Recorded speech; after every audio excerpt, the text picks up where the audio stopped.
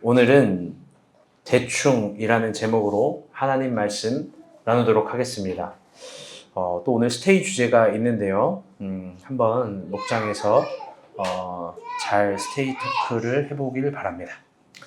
우리 옆 사람과 인사합시다. 결국 거기까지입니다. 이번 주는 추석이었습니다. 다들 어떤 시간을 보내셨는지요? 저는 개인적으로 참 걱정이 되는 추석이었습니다. 그 이유는 더위 때문입니다. 한 번도 살면서 이렇게 더운 날 속에 추석을 맞이한 적이 없습니다. 제가 있었던 군산에서는, 여러분 서울은 어땠는지 모르겠지만 38도까지 올라갔습니다. 무심코 작년에 올라온 추석 사진들이 올라왔고, 그 사진들을 보게 되니 긴 팔에 긴 바지에, 심지어 마지막 날에는 제가 자켓까지 입고 있었습니다. 분명 지구의 한 부분이 무너져가고 있는 신호처럼 느껴졌고, 그게 피부로 와 닿았습니다. 그래서 그런가요? 이번 추석은 유독 물가 상승이 더 높았습니다. 물론 나라에서는 2%대밖에 오르지 않았다고 하지만 그 근거에 대해서는 조금 생각해 볼 부분도 있습니다.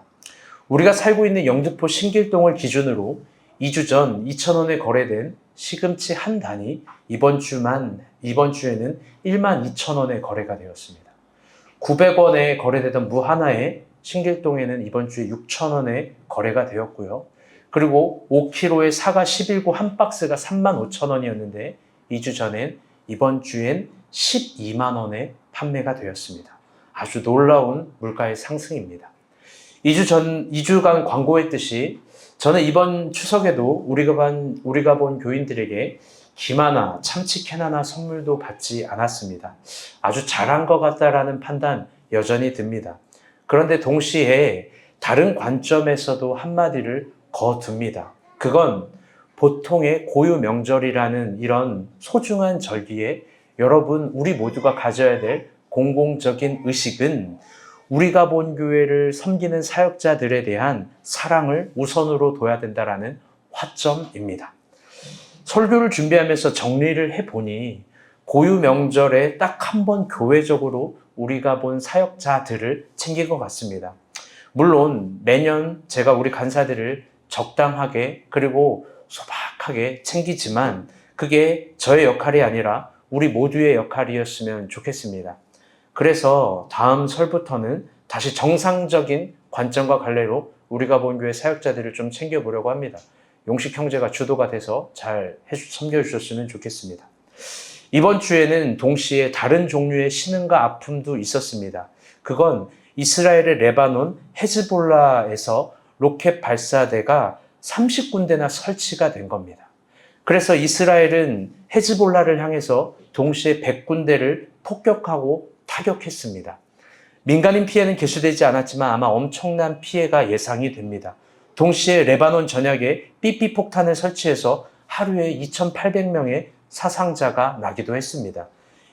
이에 이란 국영 지역은 전면적으로 대응할 거라고 보도하고 내일은 또 어떤 일이 있을지, 모레는 또 어떤 일이 있을지 모르겠습니다. 우리 중동 지역을 위해서 기도합시다. 조금 심각한 상황입니다. 이번 주도 열왕기하 큐티였습니다. 다들 좀 어떠셨는지요? 오늘 본문은 열왕기하 10장입니다. 10장을 겉으로 보기에는 잘 큐티를 해서 아시겠지만 단순한 표면적인 이야기들은 예후의 내러티브입니다.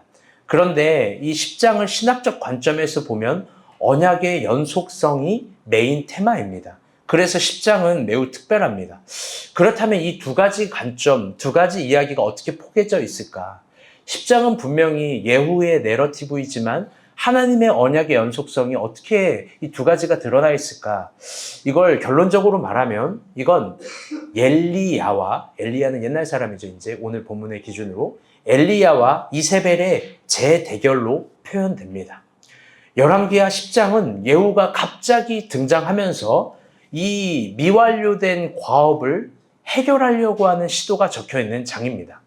사실 엘리야와 이세벨의 대결은 매우 중요한 신학적 세계관입니다. 그 이유는 이게 열왕기 상과 열왕기 하를 이어주는 사상적 신학적 가교이기 때문입니다. 열왕기 하의 마지막 스토리도 열왕기 상의 마지막 스토리도 열왕기 하의 시작 스토리도 모두 이세벨과 엘리야의 대결들 속에서 시작되고 있습니다. 물론 이 장은 단순히 표면적으로는 열왕기사 18장을 보게 되면 엘리야의 도망침으로 그걸 뭐 회복으로도 볼 수 있지만 또 도망침으로도 볼 수 있죠. 그렇게 해서 뭔가 패배같이 끝납니다. 그런데 열왕기 하 1장이 되면서 우리 큐티죠. 엘리사가 등장을 합니다. 그리고 엘리사가 다시 엘리야와 이세벨의 대결을 다시 시작하게 되는데요. 이게 참 재밌습니다. 그건 뭐냐면 엘리사는 엘리야와는 다르게 그가 전면적으로 드러나지 않고 새로운 사람을 세우는 겁니다. 이 거룩한 과업을 할 대리인을 세우는 겁니다. 그게 누구냐? 그게 바로 예후입니다. 어쩌면 엘리사에게 아나돗밭 같은 그런 심정과 신학이 바로 이 엘리야와 이세벨의 전투였는지 모르겠습니다.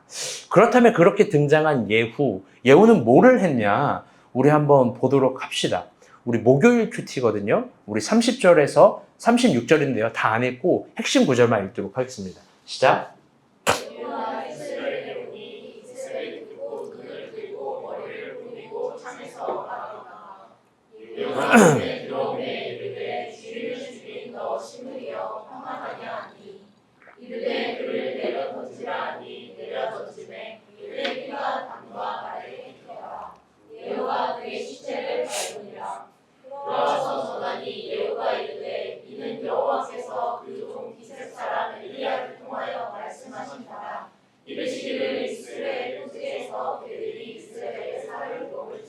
아멘. 예후는 등장해서요. 지금 앞에 서론한 부분들 잘 이해하셨죠? 제가 정말 쉽게 설명했는데. 예후는 등장해서요. 아주 정확하게 자신의 발걸음을 걷습니다. 그건 이세벨을 죽이는 겁니다. 여기 한치 오차도 흔들림도 망설임도 없습니다. 이게 너무 신기해요. 그런데 이 사건 후 그래서 이세벨을 죽이거든요. 딱 보면은 이세벨을 딱 들고 화장을 하고 있는데 예후가 들어가서 주인을 죽인 너 시므리여 평안하냐? 그러면서 딱 던져서 죽인 거예요. 그러면서 다 그렇게 예후가 이세벨이라는 그 엄청난 사람을 죽였는데 그러면서 참 재미있고 인상적인 고백이 36절입니다. 우리 36절, 우리 파란색 글씨만 다시 한번 읽어볼게요. 시작!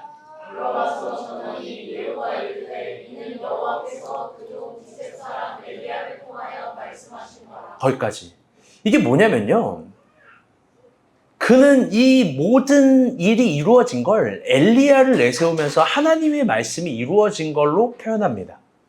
사실 이건 어떤 의미에서 정말 아름다운 견손입니다.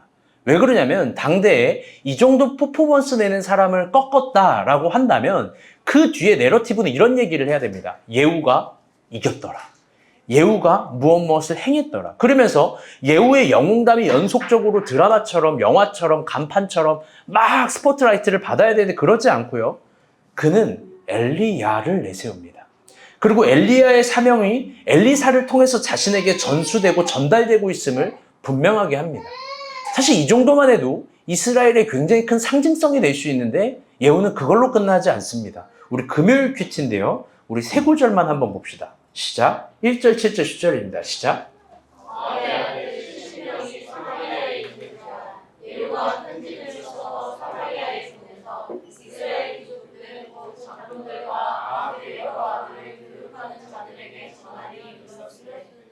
편지가 그들에게 이르매 그들이 왕자 70명을 붙잡아 죽이고 그들의 머리를 광주리에 담아 이스라엘 예후에게로 보내니라. 그런즉 이제 너희는 알라. 곧 여호와께서 아합의 집에 대하여 하신 말씀은 하나도 땅에 떨어지지 아니하리라.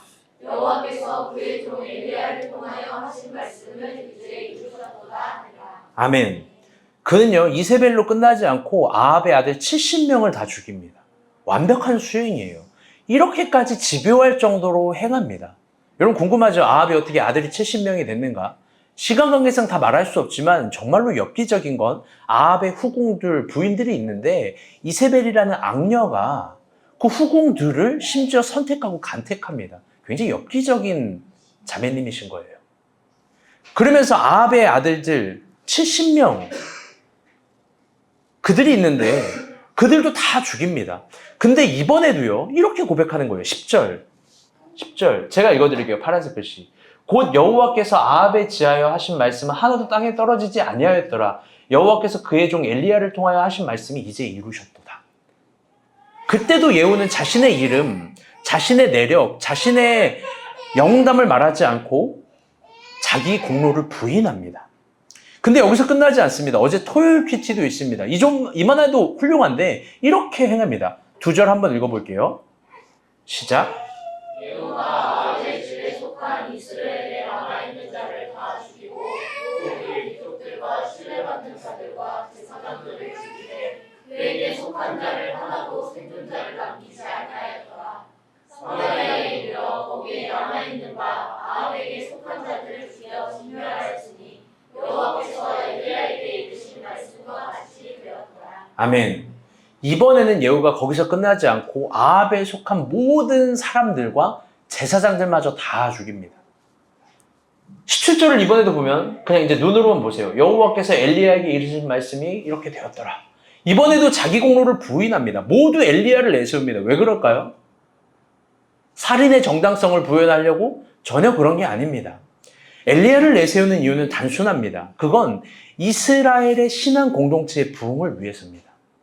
엘리야를 통해서 언약의 연속성이 지금도 진행되고 있다는 걸 보여주는 겁니다. 그게 아까 이야기한 열왕기 하 10장의 테마입니다. 예후의 이야기 같지만 하나님께서 연속적으로 일하고 계시는 것. 그리고 그 뒤에는요, 놀랍게도 그 모든 것을 가르친 엘리사가 있고, 그리고 엘리사가 있습니다. 그렇기에 아마 이쯤 되면 이스라엘의 온 무리들이요, 그 다음 예후의 행보를 기대했을 겁니다. 이제 이 사람 뭐 할까? 그 어마어마한 퍼포먼스를 내는 예후의 아합의 집안을 뿌리째 뽑은 유일한 한 명인데, 잘 보세요. 엘리야도 졌는데 예후가 이겼네. 그럼 그 다음 행보는 그 사람은 뭘 할까? 이스라엘을 거꾸로 갈까? 이스라엘이 중심부로 들어가겠지. 아마 이런 고민을 했을 거예요. 그런데 그 다음 행보가 뭐냐면요, 예루살렘으로 가는 게 아니라 참 재미있게도 사마리아로 갑니다. 모든 영광이 충분히 기다리고 있고 모든 영광을 충분히 받아도 되는 그 공간을 버리고 사마리아로 갑니다. 그리고 뭐를 하냐? 아주 특별하고 이상한 일을 하는 거예요. 그 18절부터 21절입니다. 우리 일단 17절 한 번 더 읽어볼까요? 시작. 거기까지 사마리아로 간 거예요. 그러면서 그가 뭐를 했냐? 18절 말씀부터 19절 21절까지 한번 읽어볼게요. 오늘 본문입니다. 시작. 여호와 곧 백성을 모으고 그들에게 이르되 아합은 바알을 조금 섬겼으나 예후는 많이 섬기리라. 그러므로 내가 이제 큰 제사를 바알에게 드리고자 하노니 바알의 모든 선지자와 모든 섬기는 자와 모든 제사장들을 한 사람도 빠뜨리지 말고 불러 내게 영광하게 하라.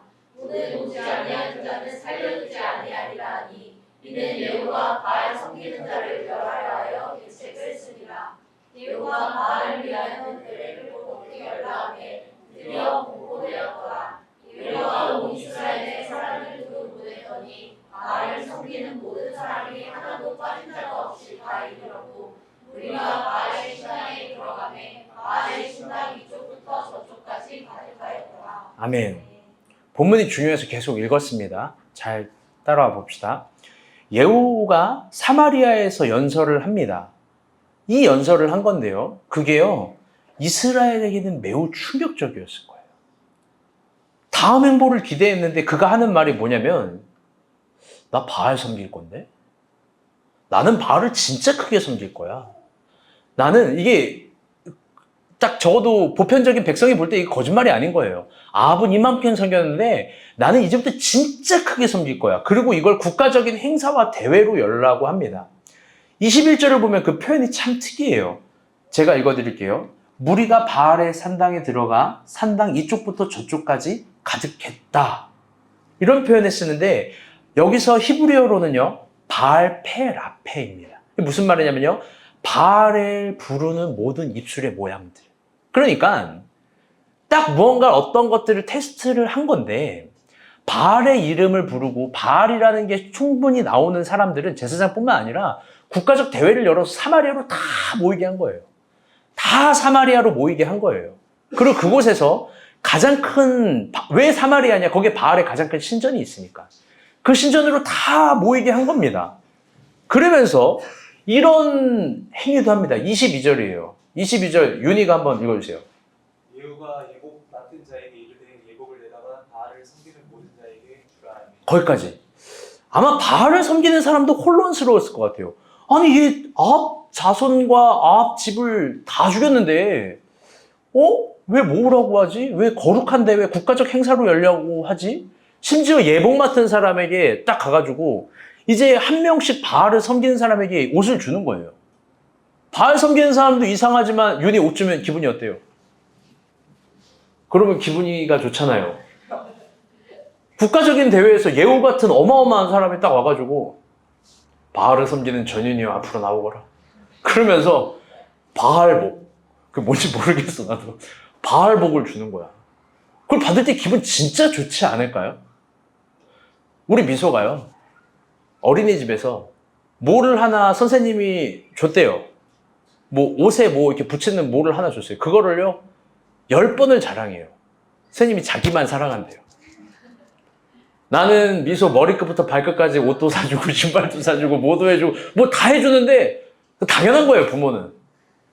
미안해요. 뭐 그러면서 아마 엄청 기분이 좋았을 거예요. 그런데요 아마 그들은요 자신에게 곧 닥칠 운명을 몰랐겠죠. 이 어마어마한 운명. 이 운명은 우리 크썸이 한번 읽어봅시다. 24절입니다. 시작. 우리가 번제와 다른 제사를 드리려고 들어간 때에 예후가 80명을 밖에 두며 이르되 내가 너희 손에 넘겨주는 사람을 한 사람이라도 부응하게 하는 자는 자기의 생명으로 그 사람의 생명을 대신하리라 하니라. 아멘. 그들의 운명은 몰살이에요. 다 죽였어요. 이게 이렇게까지 집요하고 대단한 사람이 없어요. 어마어마합니다. 근데 여기서 또 끝이 아니에요. 또 피날레가 있어요. 이게 뭐냐면 26절, 27절인데요. 야, 많이 읽었습니다. 이제 마지막이에요. 읽어주세요. 시작.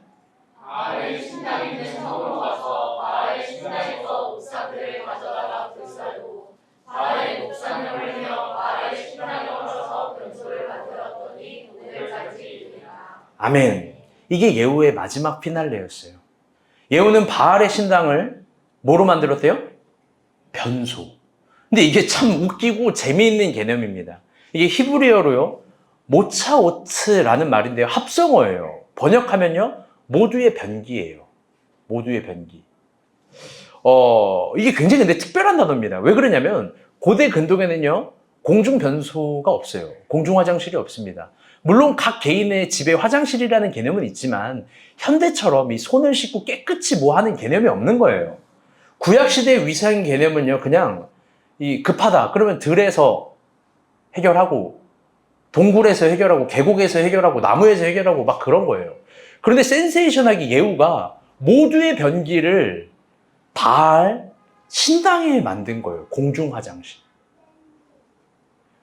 바알 섬기는 사람들 입장에선 굉장히 큰 치욕이고 그냥 끝난 겁니다.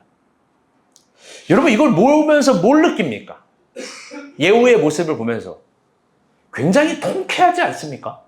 대단하지 않습니까? 이렇게까지 집요하게 모든 것들을 해내고 마지막 피날레로 그 산당까지 공중변소로 만드는, 굉장히 그 아래까지 끌어내려버리는, 여러분 이건 놀랍게도 다윗도 못한 일이에요. 그 어떤 누가 이런 일을 할 수 있을까요? 구약의 예후 같은 사람은 없습니다. 그는 엘리야 시절부터 미완결났던 신앙의 대결에서 완벽한 승리를 한 거예요. 그리고 나서 그가 왕이 돼요. 엘리사의 기름을 붓고. 근데 한번 이쯤에서 우리 깊게 물어봅시다. 우리 깊게 생각해 봅시다. 박수 한번 시작. 그래요. 집중해 주세요. 여러분 결국 우리의 신앙도 사실 어느 한켠에는 이런 예후의 모습을 동경하고 추구하고 존경하며 바라보고 있는 거 아닙니까? 이런 예후의 과정을 긍정하고 있는 거 아닙니까? 이를테면 번역하면 이런 겁니다. 자신이 하고 있는 일에 흔들림 없고 자신이 가는 길에 망설임이 없고 무엇보다 자기가 하고자 하는 거에 대한 확신들, 옆 사람과 뒷사람 그런 것들을 생각하지 않고 무조건 앞만 보고 걸어가는 삶, 그리고 목적을 확실하게 이루고 달성하는 거. 물론 이 사람은 겸손합니다. 예후는 엘리야를 내세웁니다. 그리고 지난주에 있었던 우리 저산과 이산이라는 설교처럼 그 뒤에는 항상 엘리사가 있었고 엘리사와 상의합니다. 이것도 우리가 추구해야 될 진정한 신앙의 지향성입니다. 그래서 여러분 이 모든 걸 종합해서 결국 이스라엘의 왕이 된 예후처럼 우리도 어떤 지점, 우리가 희망하고 꿈꾸고 바라는 지점에 오르는 것. 그렇게 오르는 거 여러분 우리 이런 거 다 꿈꾸는 거 아닙니까? 사실 멋있긴 합니다. 멋있어요. 이건 뭐 부정할 수 없죠. 아주 멋있는 거예요. 그래서 오늘 우리가 이 모습을 동경할 수도 있습니다. 훌륭하게 여길 수도 있어요. 지금은 우리 윤희가 딱 발 때, 우리 이제 윤희 여러분 시험 한 달 남았어요. 박수, 그냥 몰라요. 그냥 박수. 지금은, 와, 윤희, 내가 저 불쌍한 놈, 내가 밥 한 끼 사줘야지. 막 이러면서 밥도 사주고, 뭐도 해주고, 그럴 수 있어요. 여러분, 그런데 갑자기 저분이, 이제 저분이라고 부를 정도로, 나쁜 놈 비유는 이거죠. 전세 사기범 빌라왕. 빌라왕이 아니라 이분은 빌라 황제. 빌라도. 빌라도. 아파트 로트. 미안해. 뭘 말하는지도 모르겠어. 그러면서 엄청나게 자기가 하고 있는 점에 딱 섰어요. 형주요. 타워 팰리스는 제가 계약해드리죠. 지금 뒤에 저 형주, 저 고집센 바로 머리를 숙였어. 아니, 용식이 형. 아니, 옛날부터 밥을 좀 살려면 제대로 사던가. 막 이러면서, 그냥 63빌딩 슬슬 다녀오세요. 아, 2장 줘야지. 아, 목사님까지 그냥 챙겨가세요, 3장. 멋있다. 사실 이런 모습도 존경하는 거잖아요. 가고자 하는 길에 흔들림 없고 원하는 지점에 가되 옆에 엘리사까지 있는. 멋지잖아요. 사실 이게 세상에서도 말하는 가르침입니다.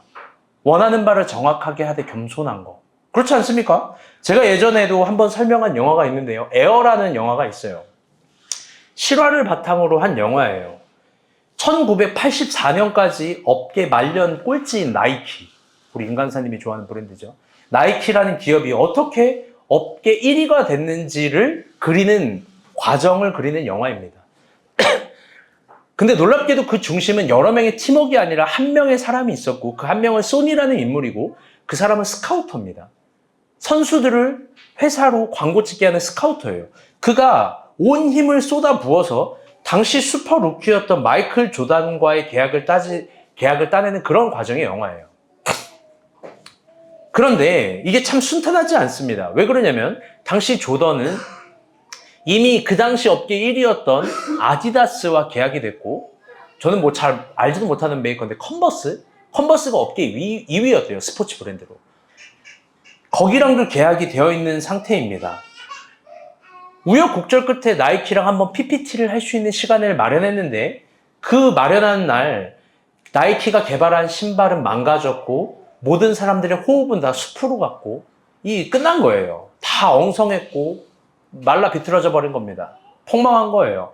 그런데 결론적으로 나이키는 업계 20년 만에 1위가 되었고 조던도 NBA 1위 선수가 됐습니다. 둘 다 위대한 1위가 된 거예요. 그리고 그 어떤 누구도 행하지 못한 업적을 둘 다 해냅니다. 아주 짧게만 조던에 대해서 이야기를 해볼게요. 너무 많아서 짧게만. NBA 우승 6회, 정규 MVP 5회, 14회 올스타 선정, 그 중에 3회가 MVP, NBA 득점한 10회. 다양한 기준을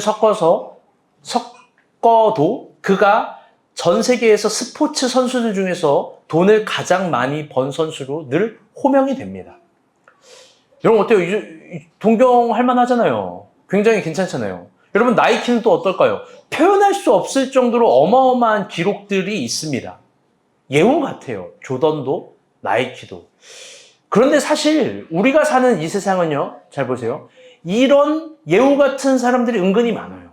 어마어마한 사람들. 봅시다. 스티브 잡스. 따라할 수 있습니까? 없어요. 워렌 버핏, 빌 게이츠, 축구선수 메시.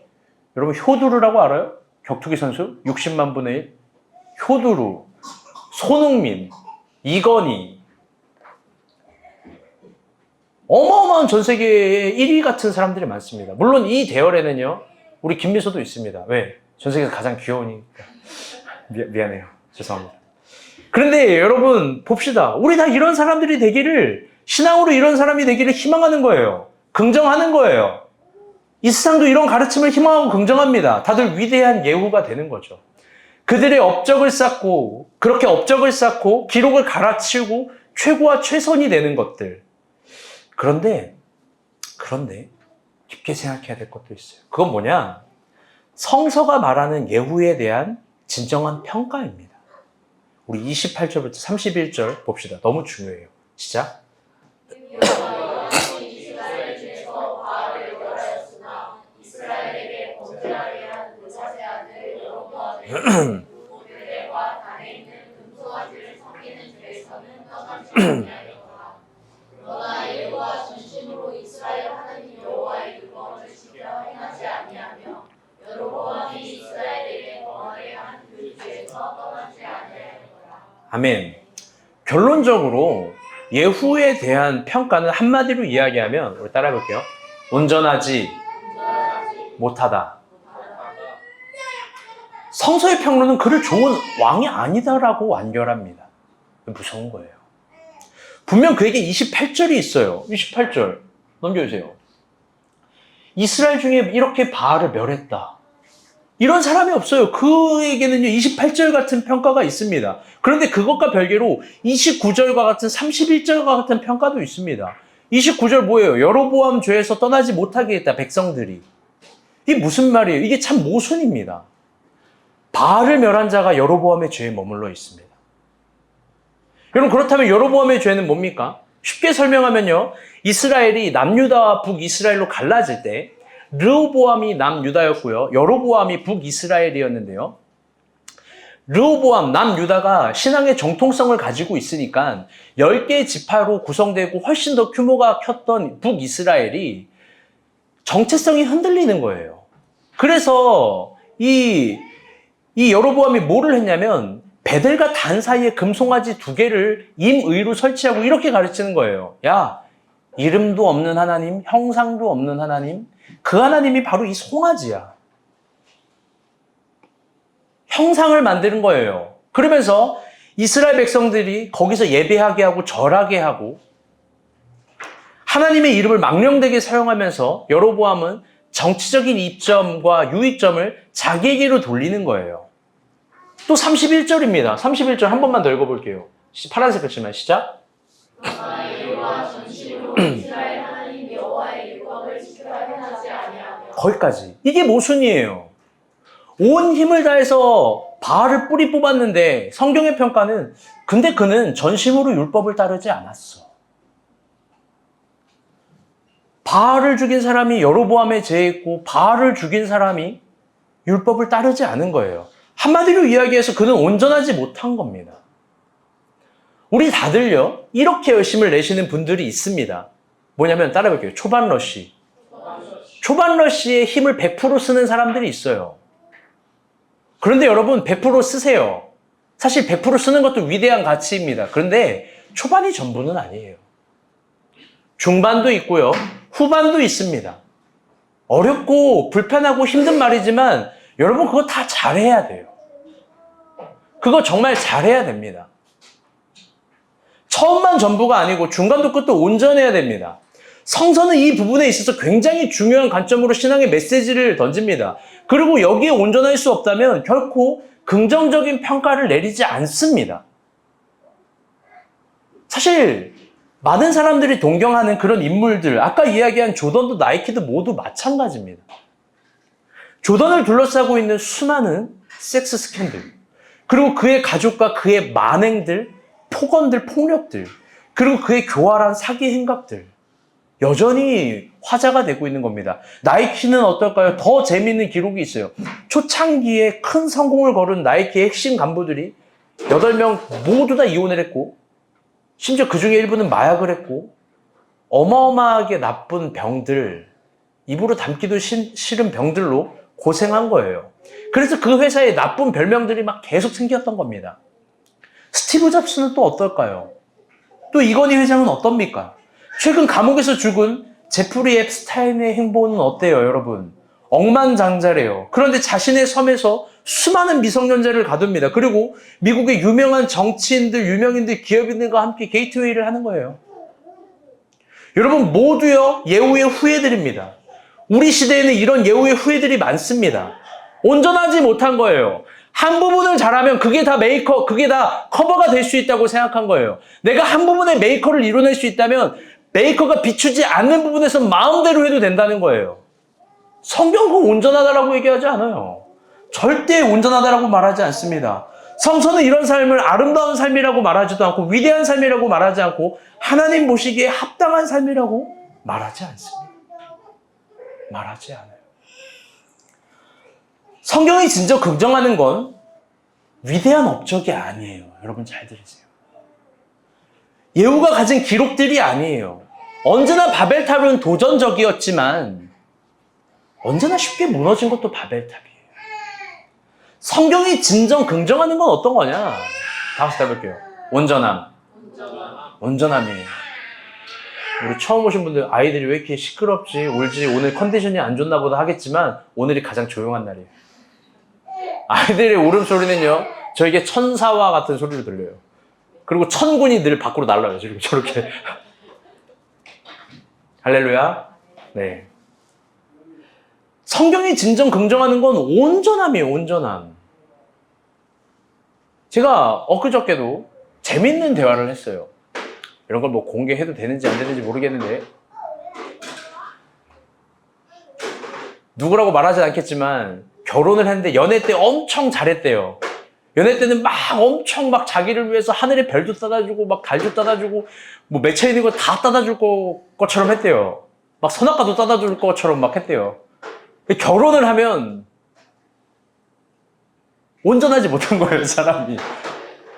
그래서 제가 그 간증을요, 막 헤라 사모에게 했어요. 그러니까 헤라 사모가 이러더라고요.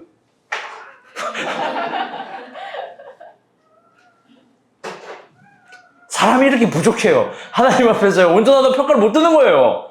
그렇죠. 온전하다는 거. 그런데 한번 물어봅시다. 우리가 이야기하는 그 온전함이라는 게 뭘까? 성경에서 긍정하는 온전함이라는 게 뭘까? 그게 히브리어로 굉장히 독특한 단어인데요. 탐이라는 단어입니다. 탐. 이게 뭐냐면요. 인물성을 설명하면서 이걸 얘기해야 돼요. 성경에서 그걸 가장 잘 보여주는 사람이 누구냐? 노아입니다. 노아. 우리 창세기 6장 9절 한번 봅시다. 시작. 이것이 노아의 조건이라. 노아는 의인이요 당대의 완전한 자라. 그는 하나님과 동행하였으며. 아멘. 뭐가 뭔지 모르겠지만 노아를 가리켜선 의인이라고 하고 완전한 자라고 합니다. 이게 탐입니다.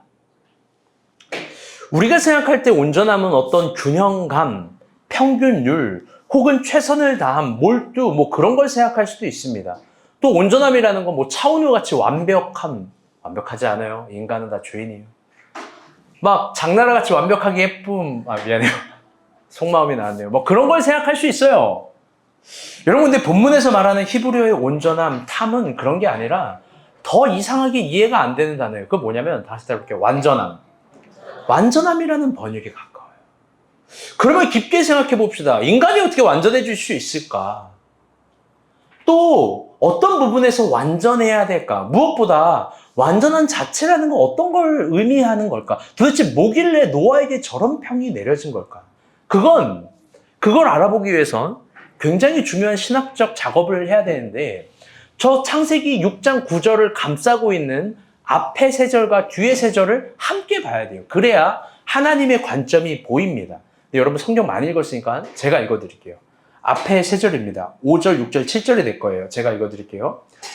여호와께서 사람의 죄악이 세상에 가득함과 그의 마음으로 생각하는 모든 계획이 항상 악한 뿐임을 보시고 땅 위에 사람 지으셨음을 한탄하시고 마음에 근심하시고 이르시되 내가 창조한 사람을 내 지면에서 쓸어버리되 사람으로부터 가축과 기는 것과 공중의 새까지 그리하리니 이는 내가 그 모든 것을 지었음을 한탄함이더라. 9절은 여러분 읽어주세요. 시작.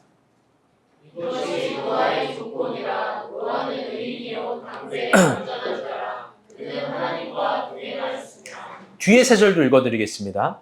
그때 온 땅이 하나님 앞에 부패하여 포악이 땅에 가득한지라. 하나님 보시기에 땅이 부패하였으니 이는 땅의 모든 혈육 있는 자의 행위가 부패하였음이라. 하나님이 노아에게 이르시되 모든 혈육 있는 자의 포악함이 땅에 가득하였으므로 그 끝날 내 앞에 이르렀으니 내가 그들과 함께 땅과 함께 멸하리라. 아멘.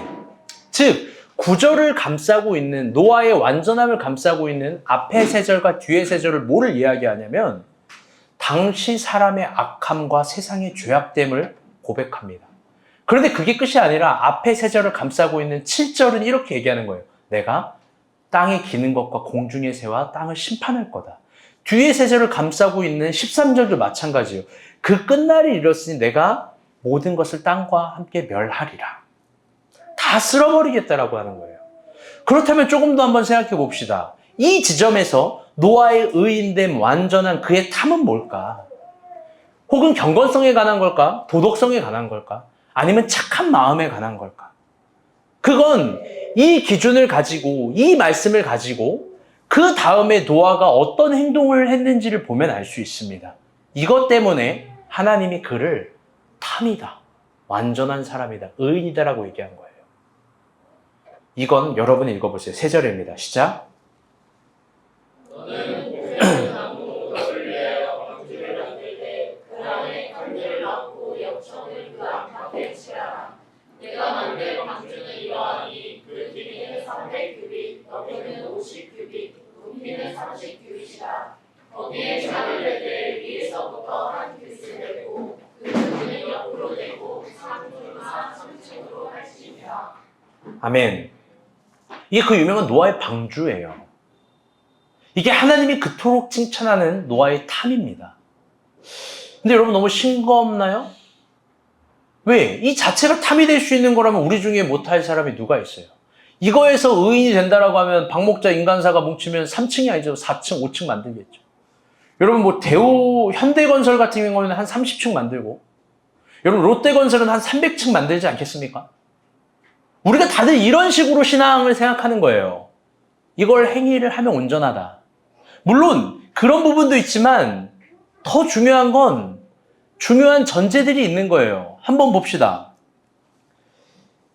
우리 모두는요, 다 시대의 사람들입니다. 그렇죠? 우리 모두는 시대에서 자유할 수가 없어요. 시대가 요구하는 대로 입고, 먹고, 말하고, 구매하고, 소비하고 생각할 수밖에 없는 사람들이에요. 그렇다면 노아 시대 때 노아를 향한 시대의 요구는 뭐냐? 그건 아까 세 절과 세 절을 읽었지만 악함이에요. 악함, 악랄함, 악독함, 악질함. 이게 유행이고, 이게 구매고, 이게 소비고, 이게 판매고, 이게 생각이고, 이게 기준인 거예요. 어떻게 그럴 수 있냐고요? 아니요. 인간은 그런 시대가 있어요. 분명히. 노아 시대 때 분명히 그걸 요구한 거예요. 그게 유행이었던 거예요. 그런데 거기서 하나님이 얘기하는 거예요. 심판할 거야. 심판할 거야. 물론 누군가도 모두도 다 여기까지 생각할 수 있습니다. 악하니까 하나님이 심판하겠지. 악하니까 심판하겠지. 그런데 잘 들어보세요. 그 하나님의 메시지를 듣고 믿고 그 요구를 진짜 받아들여서 진정 그 지점에서 여러분은 고페로 나무를 꺾어서 방주를 만들 수 있을까? 사실 그거 다른 차원. 당시 시대의 요구는 방주에 관한 시간을 먹고 있고 말하고 구매하고 소비하게 하지 않아요. 방주? 그게 뭔데? 히브리서를 보면 다들 시집가고 장가가고 먹고 놀고 하는 세대의 문화래요. 그런데 우리는 그 지점에서 한번 반문해 봅시다. 우리가 바라보는 관점 말고 하나님이 보여주시는 관점, 진짜 그걸 추구하면서 만들 수 있습니까? 많은 사람의 동의와 많은 사람의 이해와 많은 사람의 환영 없이도 여러분 진짜로 방주를 만들 수 있습니까? 사실요, 저는 저 본문을 볼 때마다 늘 마음이 울컥울컥 하는 게 있어요. 그건 뭐냐면 방주를 그거 혼자 만들었다는 거예요. 창세기 6장은 노아가 방주를 만드는 구절이고 딱 6절 정도 표기가 되는데요. 저 구절 속에 가족의 도움도 친구의 동물도 무슨 뭐 애니메이션이나 뭐 노아 이런 거 어린애들 보면 동물 막 코끼리가 막 코로 나누고 막 공룡 같은 게 나르고 했는데 성경 그거 말하지 않아요. 어쩌면 진짜 혼자 만들지 않았을까요? 그거 혼자 만들었다는 거예요. 참고로 방주의 크기는요, 성서의 모든 학자가 동의하는 바, 크기를 보관하면 축구장 크기래요. 윤희 이번 주 목요일 축구 했어요, 안 했어요? 할 수 있어요. 해낼 수 있어요? 축구를 해낼 수 있다고요? 왔다 갔다 한 번 하면 지쳐요, 안 지쳐요? 살짝 지친다. 오, 자신감. 10번 하면요. 용식이 지쳐요, 안 지쳐요? 엄청 지친단 말이에요. 물론 인간선 안 지쳐. 10번? 숨이 차나? 여러분, 근데 그만한 크기의 방주를 만든 거예요. 한 층도 아니라 세 층도 아니라 그냥 만드는 게 아니라 거기에 정확하게 창을 내야 되는 각도와 연문과 정문의 위치를 정확하게 제시합니다. 깊게 생각해 봅시다. 얼마의 시간이 걸렸을까요? 얼마나 힘들었을까요? 빨리 결과를 볼 수 있는 일이라면 그래도 도전해 볼 만합니다. 그런데 그게 아닌 싸움인 거예요. 시대의 요구를 넘어서 결과를 볼 수 없는 일을 추구함이 방주예요. 결과를 내가 봐야 되는 그걸 넘어서 시대의 요구를 넘어서 그냥 걸어가는 길이 방주인 거예요. 우리는 진정 믿음이 있지만 여기에 성실할 수 있습니까? 여러분, 노아의 마음이 진짜 어땠냐? 사실 이 지점이 우리가 오늘 고민해야 되고 우리가 진정 끌어올려야 될 신앙이에요. 그런데 성경은 이렇게 평가해요. 22절입니다. 우리 크게 읽어봅시다. 이거 중요한 거예요. 시작. 노아가 그와 같이 하여 하나님이 자기에게 명하신 대로 다 진행하였더라. 파란색 글씨 한 번 더 시작. 하나님이 자기에게 명하신 대로 다 진행하였더라. 아멘. 이게 노아의 탐이에요. 시대의 요구를 넘어서, 시대의 반응을 넘어서, 시대의 환호를 넘어서 하나님의 요구를 신앙하고 명한 대로 준행하는 거. 그는 진정 믿었던 거예요. 자기가 만든 방주가 구원의 심볼과 상징성이 될 수 있다는 거. 내가 이 방주를 만들어서 여기에 들어오면 세상을 구원할 수 있다는 거. 여러분, 완전 미친 생각이에요, 사실. 우리가 글자로 볼 땐 그럴만하지만 그걸 행하는 이에게는 완전 미치광이 생각이에요. 그런데 이걸 명한 대로 준행한 거예요. 이게 그의 온전함이고 이게 그의 완전함이고 이게 그의 탐입니다. 이게 여호와의 율법을 존중하고 사랑하는 신앙이에요. 여로보암의 죄를 추구하고 율법을 준행하지 않았다는 예후와는 완벽하게 다른 평가.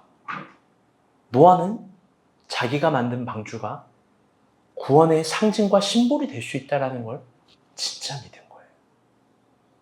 우리가 믿는 믿음이 이 정도여야 되고 여길 지향해야 돼요. 없는 걸 원하고 희망하는 거, 안 되는 걸 원하는 거 정도를 넘어서 다 같이 들을게요. 구원, 상징. 내가 감히 누군가에게 구원이 될 수 있고 내가 만들어내는 게 누군가의 구원의 상징이 될 수 있을 정도의 믿음. 여러분, 그게 십자가 아닙니까? 여러분, 2024년 9월입니다. 우리는 이 시간, 이 계절에 무엇을 만들고 준비하고 있습니까? 예후의 후예가 되기를 희망하는 마음이 어느 정도 있습니까? 따라할 수도 없는 위대한 기록들, 그런 자기 상징화들의 힘을 쓰고 있나요? 더 나아가서 시대의 요구를 받아들여서 여로보암의 죄를 어쩔 수 없다라는 마음으로 추구합니까? 아니면 그 시대의 요구를 넘어선 진짜 하나님의 마음을 응시하려고 하나요? 이건 순종 아니면 볼 수 없는 세계관입니다. 혼자라도 여러분 순종해서 그렇게 방주를 만들어내리라는 패기들, 여러분 그게 있습니까? 더 나아가 내가 지금 만들어내는 방주가 감히 나와 이 시대의 구원의 상징이 될 수 있음을 믿습니까? 이건 오늘 우리가 고민해야 될 중요한 점. 사실 저는요, 교회를 개척하면서 저를 힘들게 하는 유혹이 있어요. 궁금하죠? 목사님, 뭐의 유혹이 될까? 유혹이 있어요. 그건 뭐냐면, 오늘 설교 제목이에요. 다 같이 따라볼게요. 대충이에요. 이 유혹이에요. 한 3가지 관점에서, 이유에서 그래요. 첫 번째 이유는요, 죄송해요. 좀 재수가 없어요. 한번 들어볼게요. 사역에 있어서는요, 우리가 뭘 대충 해도, 여기서 우리는요, 우리라는 기준은 저와 우리 간사들, 사역자들만입니다. 우리가 뭘 대충을 해도요, 우리가 다른 교회들보다, 다른 사역자들보다 훨씬 잘할 수 있어요. 그래서 대충 하고 싶은 마음들이 늘 한켠에 있어요. 저의 업계, 저의 업계도 있죠. 저도 업이 있으니까. 저희 업계에서요, 죄송해요. 저의 업계에서 저는 예우 같은 사람으로 누가 볼 거예요. 따라오기가 힘든 스펙이에요. 그래서 대충 해도 남들보다 잘할 거예요. 그런데 저뿐만 아니라 우리 간사들도 마찬가지일 거예요. 각계 자신의 업계에서는 누구보다 잘할 거예요. 두 번째 이유는 좀 어처구니 없는 이유예요. 뭐냐? 대충 해도요, 여러분이 우리를 사랑해 주니까. 우리라는 건 역시 또 우리 간사들, 저 포함입니다. 봐봐요. PPT가 틀렸다고 감히 목사님한테 PPT 틀렸어요! 이렇게 말하는 사람 있어요? PPT가 틀리면 어때요? 우리 다 이해해 주잖아요. 교회의 사역들이 빵꾸나고 탁월하지 못하고 심지어게 원활하게 진행되지 않으면 어때요? 우리 다 이해해 주고 사랑해 주잖아요. 어느 누구도 간사들에게 그거밖에 준비 못했어요 라고 돌을 던지지 않잖아요. 맞죠? 교회 성도들이 떠나가면 어때요? 교회가 발전되지 못하면 어때요? 괜찮잖아요. 다 우리를 사랑해 주니까. 대충 해도 되잖아요. 대강해도 되잖아요. 하나님이 우리에게 뭘 요구하는지 그런 거 신경 쓰지 않고 그냥 대충 차르게 뭐 모양 만들지 그렇게 막 만들어버리면 되는 거잖아요. 그래서 대충 하는 거예요. 세 번째 이유도 있어요. 이건 좀 시리고 여려요. 그건 뭐냐?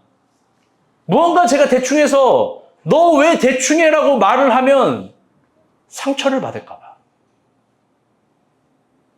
제가 그래가지고 유혹이 돼요. 대충 해야 되겠다라는 유혹. 그런데 여러분 잘 들으세요. 그런 자세로는요, 결코 방주 못 만들어요. 그런 태도로는요, 방주는커녕 거북선도 못 만들어요.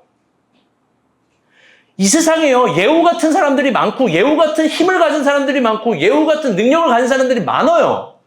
그런데 잘 봐요. 그런 힘과 능력과 직함으로 방주를 만들 수 있는 게 아니에요. 예후는 방주를 못 만들어요. 사실 이 세상에 우리 주변에 그런 예후 같은 허위로움과 허세들이 얼마나 가득합니까? 그런데 그런 태도와 자세로는 하나님이 명하신 방주 생각도 못해요. 왜? 내가 왜 방주를 만들어? 내 이름이 더 커야 되는데. 내가 왜 방주를 만드는 수고로움을 혼자 해야 돼? 난 돈이 있어서 직원들을 시키면 되는데. 내가 왜 방주를 꿈꿔야 돼? 나는 오늘 내가 잘 먹고 잘 살아야 되는데. 더 나아가 대충인 태도와 장세로 여러분 그거 방주를 못 만들어요. 그런데 한번 진지하게 도전하고 얘기하고 싶은 겁니다. 구원이라는 게 우리가 신앙을 가지고 있는 거라는 게 고작 나 하나 잘 먹고 잘 사는 삶의 태반이라면 여러분 그것만큼 신앙을 오해하는 게 없어요. 우리 각 개인은 잘 들어보세요. 상징화. 크게 상징화.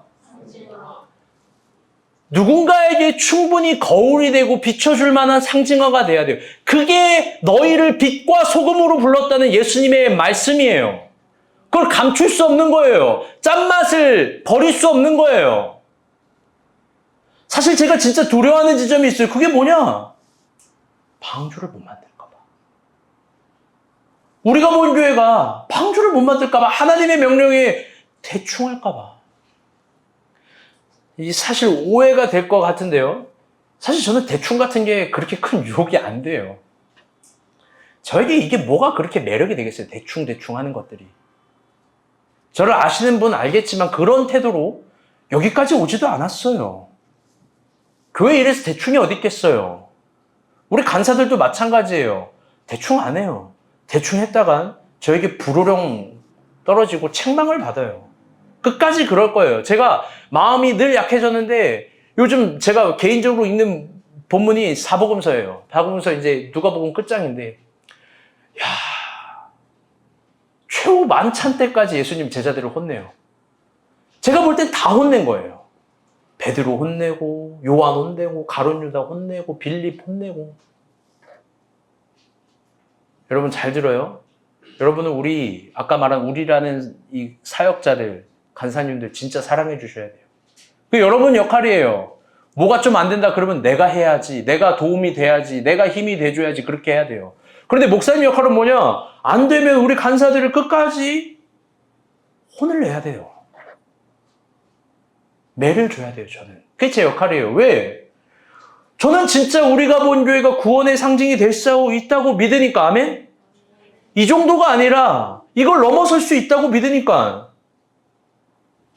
그래서 또 대충 하는 태도들과 믿지 않는 태도들에 대해서 책망할 수밖에 없는 거예요. 사실요, 저는요, 교회 개척을 2번 했어요. 다들 눈이 커졌는데, 저희 엄마도 눈이 커졌어요. 한 번은 언제냐면요, 군대에서예요. 이 진짜 개척 수준이에요. 제가 GOP 부대를 갔는데요. GOP는요, 이 아래에 있는 부대가 아니라 GOP 부대는요, 떨어져 있어요. 산에 붙어 있거든요. 거기는 교회가 없어요. 소대별로 생활을 하니까. 한 3, 40명 소대별로 생활을 하는데, 이게 섹터가 엄청 길어서 같이 주일에 모일 수 있는, 예배 드릴 수 있는 공간이 없어요. 무엇보다 이등병은 개인 시간을 가지지 못합니다. 군대에서 여러분 남자들이 모이면 그 분위기가 어떤지 알아요?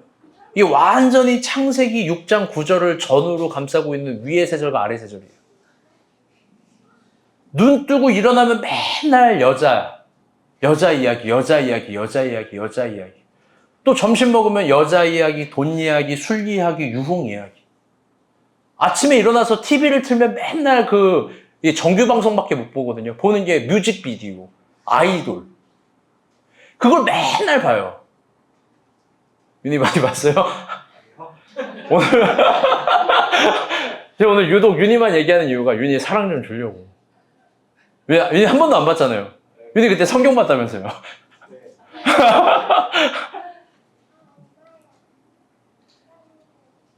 정말 그럽니다. 외로웠어요. 거룩하다라고 말하는 이유가 아니라 별로 그런 걸 좋아하지 않으니까. 그런데 가끔은 저런 이야기에 편승되기도 했는데 그때 그걸 같이 웃고 있는 제가 너무 한심해서 막 부끄럽고 화가 나기도 해요. 군대에서 너무 예배가 드리고 싶었어요. 예배 드릴 방법이 달리 없는 거예요. 그래서 그때 제가 결심한 건 뭐냐? 오늘 본문으로 이야기하면 진짜예요. 탐이에요. 완전히 진짜. 군대는요, 사랑받기 문화예요. 무슨 말이냐면, 사랑을 받으면 제가 원하는 걸 얻을 수 있어요. 제가 원하는 거 하나는 일요일 주일에 예배 1시간을, 혼자 자유시간 1시간을 얻는 거예요. 근데 그걸 얻으려면, 정영주 병장님 저 1시간만 혼자 있다고 오겠습니다. 이거 하다가 그냥 끝나는 거예요. 야, 네 아래로 다 모여. 이렇게 돼요. 완벽하게 군대 일을 잘하고 완벽하게 이 군대에서 자기에게 맡겨진 걸 잘해야 식당에서 1시간 정도 예배 드릴 수 있는 시간이 배려가 되는 거예요. 여기에 최선을 다해야 되겠다 생각을 했어요. 그래서 그때 제가 한 구호를 만들었어요. 뭐를 했냐? 이거였어요. 다 같이 따라볼게요. 제가 하겠습니다. 뭘 해도 예전에도 설교 때 한번 설명한 것 같은데 제가 하겠습니다를 외쳤어요. 사실 군대는 이 말을 잘 안 해요. 왜? 했다가 하면은 계속 시키고 빵꾸 나면 또 혼나니까. 그리고 제가 하겠습니다를 요청하는 이거 누구 할래는 일과 시간이 아니라 일과 이후 시간이에요. 일과 이후 시간에 물어보는 거예요. 나가서 제초 작업할 사람. 제가 하겠습니다. 나가서 사단장님 내일 오는데 운동장 돌 치울 사람. 말이 돼요? 사단장이 오는데 운동장 돌을 치워요. 제가 하겠습니다. 화장실 청소가 아니라 화장실 정화조 작업할 사람. 야, 이거 엄청나요. 일요일에 경계 근무 쓸 사람. 불침번 토요일 저녁에 쓸 사람. 불침번이 뭐냐면요. 저녁에 안 자고 근무 쓰는 건데 그러면 소중한 휴일, 주일에도 잠자는 걸로 하루가 끝나는 거예요. 모든 부름에 제가 하겠습니다라고 응답했어요. 진짜예요. 그리고 4개월 만에 열매를 얻었어요. 진짜 혼자 예배할 수 있는 딱 1시간이 주어졌어요. 1시간. 그리고 주일에 혼자 식당에 가서 예배를 드렸어요. 그리고 그때 여러분 제가 기타를 쳐요. 기타를 치고 부른 찬양이 있어요. 그게 뭐냐? 아까 우리가 마지막에 부른 찬양이에요. 예배자. 아무도 예배하지 않는 그곳에서 주를 예배하리라. 아무도 찬양하지 않는 그곳에서 나 주를 찬양하리라. 누구도 헌신하지 않는 그곳에서 주께 헌신하리라. 누구도 증거하지 않는 그곳에서 나 주를 증거하리라. 내가 밟는 모든 땅 주를 예배하게 하소서. 이 찬양이에요. 처음 기타를 부르고 이 찬양을 30분 동안 반복하는데 막 어마어마하게 울었어요. 그래 그때 제 고참이 나와서 누가 울렸냐고. 누가 뭐 어떤 중대 아저씨가 와서 너한테 뭐라고 했냐고. 그때 교회는 말고 예배를 개척했어요. 1시간. 근데 재밌는 건요. 분명 그때 처음 혼자 예배를 드렸는데 한 달 지나고 2달 지나니까 50명이 함께 예배 드려요. 한 대대에 한 2,000명 정도 되는데 바알에 무릎 꿇지 않은 50명이 있었던 거예요. 그런데 아무도 그들도 그리스도인이었는데 용기를 못 냈어요. 제가 그래서 50명이 같이 예배 드렸어요. 근데 제가 설교를 할 수가 없었어요. 왜 그러냐? 저는 사람들에게 고졸이라고 이야기했고 신학생이라는 말을 안 했고 신학생이 없는 거야. 그래가지고 부대 요청을 했어요. 목사님 보내달라고. 근데 목사님 GOP라서 일요일에 못 온다고. 근데 그때 제가 드는 기분이 뭐였냐면 방주를 만드는 기분이었어요. 요즘은 그때가 많이 생각이 나요. 정말. 절대로 대충 하고 싶지 않은 마음.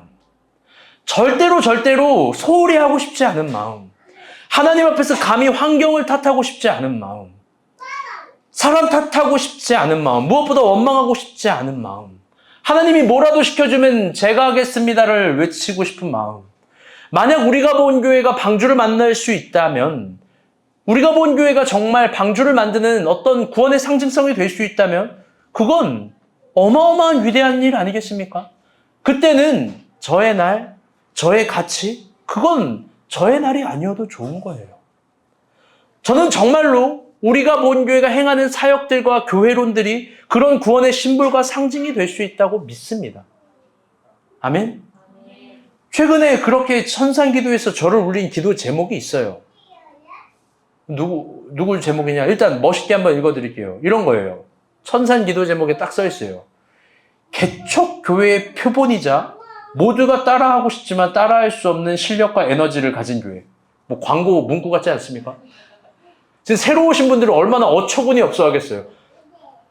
미친 거 아니야? 개척교회의 표본이래요. 교과서. 모두가 따라하고 싶지만 따라할 수 없는 실력과 에너지를 가진 교회. 내 마음에 합했어요. 내가 추구하는 거예요. 지원간사예요. 지원간사. 여러분 감히 그녀는 구원의 상징과 심볼이 되는 방주를 꿈꾸는 거 아닙니까? 저는 믿습니다. 아멘? 사랑하는 여러분, 개인의 삶도 마찬가지예요. 이제 마지막 얘기하고 마칠게요. 오늘 조금 길었어요. 괜찮아요. 그런 날도 있죠. 그런 날도 있죠. 잘 들어봐요. 삶은 장엄해요. 삶이라는 건요, 어마어마하게 장엄한 거예요. 신앙은 거기에서 정말 웅대한 울림이 있는 거예요. 우리가 삶과 신앙이라고 부르는 것은 단순히 한 끼 먹고 배부르고 우연한 행복에 기뻐하고 우연한 불행들에 슬퍼하고 괴로워하는 그런 상태 동사가 아니에요. 우리가 방주를 만들고 그 방주를 만든다고 믿는 순간 하나님은 그곳에 당신의 구원의 계시를 열어줄 만큼 그걸 통해서 위대한 영광을 받으시고 많은 것들을 쏟아 부어주실 만큼 하나님은 그렇게 여시는 분이에요. 여러분 진실로 대충 살기엔 너무 아까운 인생이고 대충 믿기엔 너무나 아까운 가치의 신앙이에요. 만약 우리 인생이 우리가 추구하는 경제가 우리가 추구하는 직장이 우리가 추구하는 모든 삶의 양태가 방주를 만들 수 있는 거라면 여러분 어떻게 하겠습니까? 이 웅장한 울림이 있는 것과 장엄한 것들에 대해서 여러분 어떻게 하겠습니까? 여러분 대충 할 거예요. 자기 인생을 안 믿으니까 자기 믿음이 없으니까 대충 하는 거예요. 구원의 심볼이 될 수 있다면 여러분 그런 태도로 살아가지 않을 거예요. 어떤 거? 완전해지는 거. 하나님이 명하신 것들이 완전해지는 거. 나에게 주어진 삶이 너무 소중해서 나에게 주어진 기회와 시간과 사람과 함께하는 이 모든 것들이 너무나 소중해서 귀중히 다루는 거예요. 육아라도 그게 내가 아침밥을 먹는 거라도 작은 일 하나라도 소중한 겁니다. 잊지 마세요. 삶은 장엄하고 신앙은 웅대하게 우리도 방주를 만들 수 있습니다. 아멘? 우리 하나님 앞에서 온전하지 못한 예우되지 말고 온전한 노아를 꿈꾸시다. 말씀의 결론을 맺도록 하겠습니다. 오늘 설교에 부제가 있어요. 민정이 뭔지 알아요? 그 설교의 제목이고 진짜 대충 말한다. 설교의 부제가 있어요. 아, 부제를 안 읽나? 테스트 해볼까? 유나, 부제가 뭐야? 2줄까지는 기억나. 2줄? 너무 슬프다. 현미야, 부제가 뭐지? 저게 실력이에요. 너 공부를 그렇게 해서 어떻게 하려고 그래? 어? 대충 2줄 그게 답이야? 목사님 늘 얘기하죠. 오늘 시험 봐도 80점, 70점이 아니라 80점을 맞아야 될 수 있는 거야. 또 혼나네. 뭐든지 글자와 네가 외워야 될 건 대충 보면 안 돼. 오케이? 우리가 본 올라운더예요. 지난 7월부터요. 제가 회의한 개수를 세봤는데 약식까지 포함하면 11번의 회의를 하면서 우리가 본 교회 간판 이름을 드디어 정했어요. 이제 건물주 합의도 다 끝났어요. 심지어 하늘에서 불이 2번 내려와가지고 외관도 깨끗해졌죠.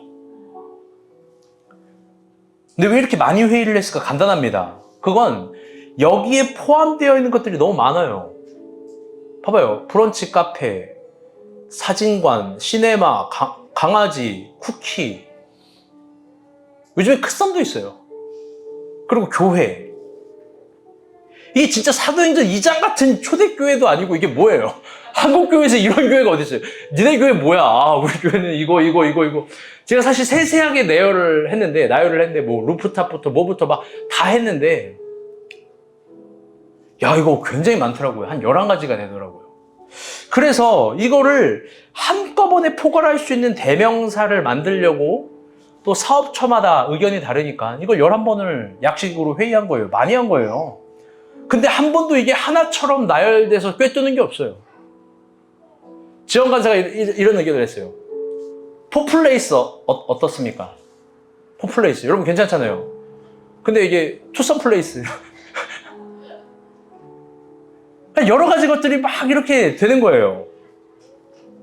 근데 최근에 그걸 관통하는 이름이 우리에게 딱 주어졌어요. 그 뭐냐? 우리가 지은 게 아니에요. 저도 지은 것도 아니고 여기 사업을 하시는 분들이 지은 것도 아니에요. 누가 지었냐? 우리 정현미가 지었어요. 성민이가 일어났어. 정현미가 졌다니까. 그녀가 대충 졌어요. 뭐라고 졌냐? 목사님, 작은 목소리로 우리가 한번 올라운드 어때요? 이래. 그러면서 너무 이상하죠 막 이래. 근데 생각해보니 이것만큼 괜찮은 이름이 없는 거예요. 올라운드. 이게 모든 걸 통합합니다. 그래서 이렇게 될 거예요. 사진 넘겨주세요. 지원 간사가 대충 만든 디자인이에요. 이렇게 대충이란 말 그냥 이해해서 들으세요. 꼼꼼히 만들었는데 여기에 카페라이 포마이티니 시네마 포유 예수살롬. 근데 이렇게 들어가지 않고 새롭게 들어갈 텐데 이게 저쪽 벽 한 면을 이쁘게 만들 거예요. 그리고 또 이쪽 창문 위에는 뭐라고 지어지냐? 이렇게 지을 거예요. 우리가 본 처치. 그런데 우리가 본이라는 거 영어로 안 쓰여지고 한글로 쓰여지고 올라운드가 들어가지고 그 아래 하나씩 들어갈 거예요. 첫 번째는 브런치 카페, 두 번째는 시네마, 세 번째는 포토, 네 번째는 펜. 그게 저쪽 벽 크게 이루어지고 여기에도 이쪽 변에는 우리가 본이라고 하고 한글로 영어로 철치 크게 될 거예요. 그 디자인의 형태는 아마 이렇게 될 거예요. 넘겨주세요. 여러분 예쁘지 않습니까? 굉장히 신길동이 없는 힙한 거예요. 지금 지원관상의 표정을 봤어야 되는데 다들 엄청 힙해요. 이게 짝대기. 이 스타워즈 같은 봉. 비웃어.